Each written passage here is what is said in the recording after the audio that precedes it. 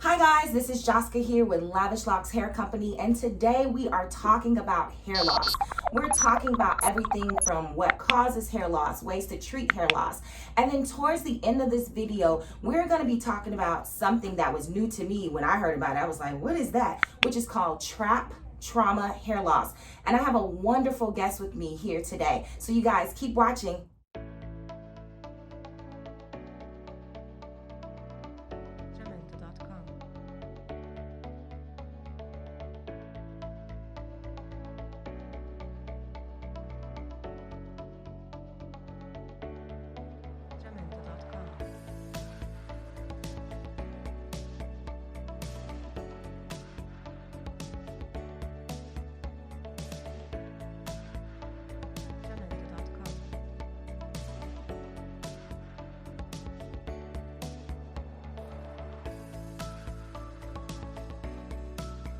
So guys, as you can see, I have a guest with me today. I have a beautiful, talented woman. So let me introduce her. This is Trichologist Kindria Simpson with Rekindle Hair Restoration. Did I say all of that right? Yes, you did. It's a tongue twister. So Ken, we're just gonna jump right into it, right? So what is a trichologist? What do you do here at Rekindle Hair? As a trichologist, I'm trained to identify scalp issues that cause hair loss disorders.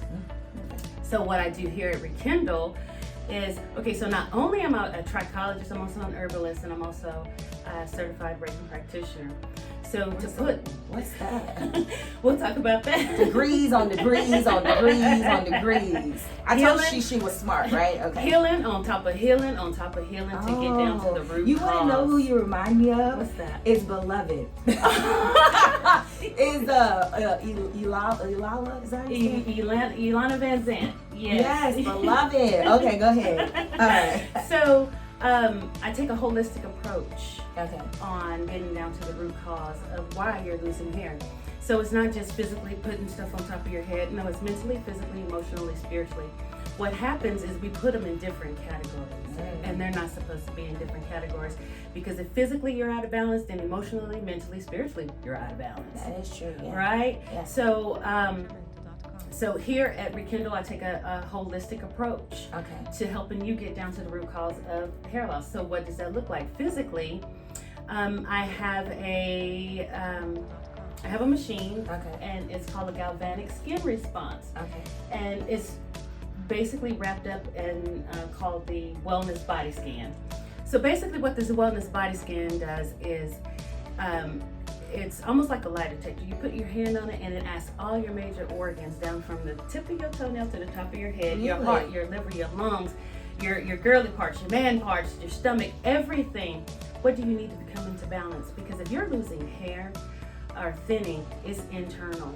If it's breakage, then it's more so the products. It's the products that you're putting on. That was a message within itself, because I get so many people come to me and they'll be like, oh, my hair is falling out. And then when I look at it, I'm like, girl, it's just breaking off. So make sure that people understand the difference between breakage and then actually like losing your hair, where it's coming out from like the root, I guess. Absolutely. See? Message. Once we kind of know what the body is saying that it needs, and it also takes the guesswork out, because it's like, okay, take biotin. Oh, take vitamin D. Oh, I'm taking this multivitamin, but this right here, you're actually speaking to your body. Your body is actually speaking to you. I need alfalfa. Right. I need this. I need that. I need this, in order to bring you into wholeness. When you're whole, you sleep better. You move better. You have that energy physically, and also that helps. That's about, I'd say that's probably about 60% of getting it back in order, in balance. So that's the physical part. Another physical part is I'll take a scalp scope. And this is a magnifier. I magnify the scalp times 50 so we can see your hair follicles and see what's going on with them. And that lets me know if you have any type of hormonal deficiencies, if there's bacteria on the scalp, what phase your hair follicles are in, if they're active. And basically, I hate to use this term, but also just to kind of let me know what type of alopecia you may be dealing with. And the reason why I say I hate to use that term is because I don't feel we should claim any type of illness. Don't claim it. The tongue is powerful. Don't claim it. Look, don't put that, I rebuke it. Look, that was really good. Question is, are there different types of like hair loss? And then also like, what are the most common? Okay. So when you hear the word alopecia, alopecia just means abnormal hair loss, okay? Oh, okay. So we're trying to get down to the root cause of that abnormal hair loss, okay? Now they have different names, different forms of the abnormal hair loss, the androgen, and that's where you see the clown look. Right. In men and now especially in women.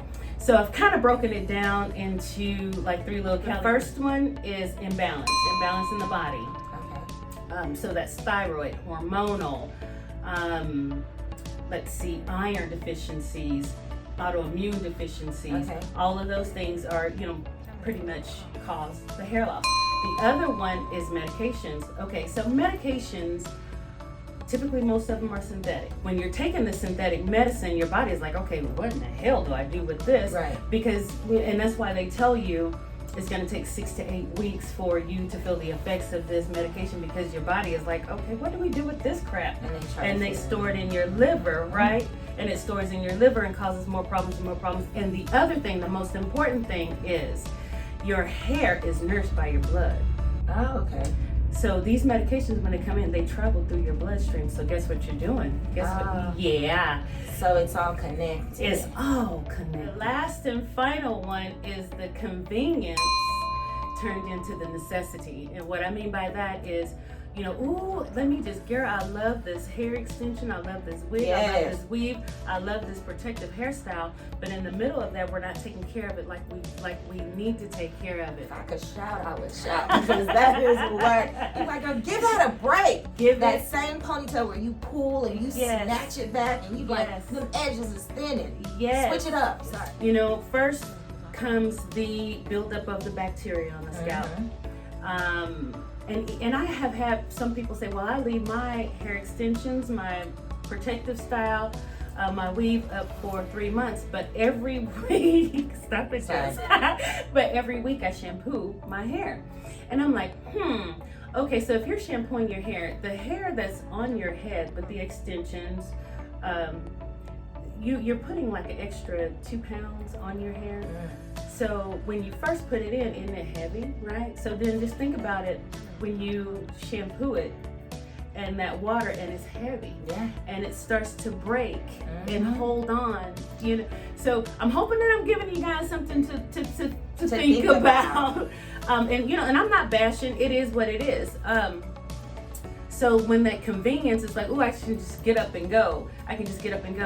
You're constantly, the bacteria, we have bacteria every day that grows on our scalp. That bacteria then turns into fungus. Fungus then turns into inflammation. So traction alopecia, there's that traction alopecia, that fungus, that inflammation, that itching, that burning, and then you may not even have that.